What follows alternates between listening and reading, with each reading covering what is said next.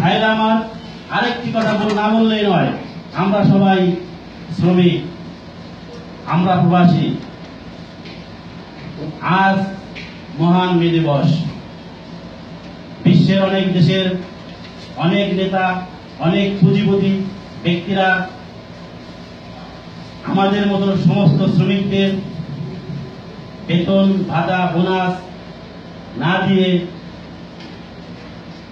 তারা লোভ দেখানোর জন্য এই মেহনতি শ্রমিকদের শুধু লোভ লালসা এবং তাদের মুখে কিছু হাসি ফোটানোর জন্য এই বেতন ভাতা বোনাস সঠিক মতো তাদের পাওনা তাদের ন্যায্য না দিয়ে পহেলা মে পালন করে।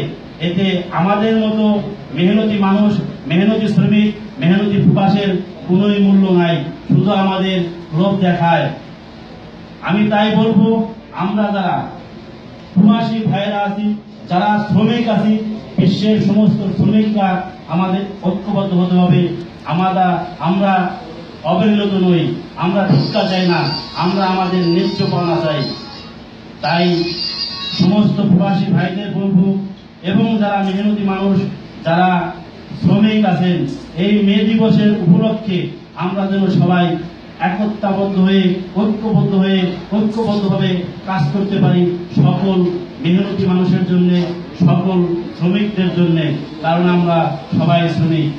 ঠিক তেমনি আমার বড় ভাই যিনি আছেন, যিনি বিদ্যাকুট ইউনিয়নের কৃতি সন্তান হাজী আব্দুল মান্নান সাহেবকে বলবো, আপনিও আপনার এলাকায় যে সমস্ত মেহনতি মানুষ আছে, কৃষক শ্রমিক আছে, তাদের পক্ষে কথা বলার জন্য চেষ্টা করবেন, যাতে আপনার নেতৃত্বে ওই সমস্ত মেহনতি মানুষেরা, ওই সমস্ত শ্রমিকেরা তাদের ন্যায্য পাওনা, ন্যায্য অধিকার আদায় করতে পারে, ন্যায্য হিসাব পাইতে পারে।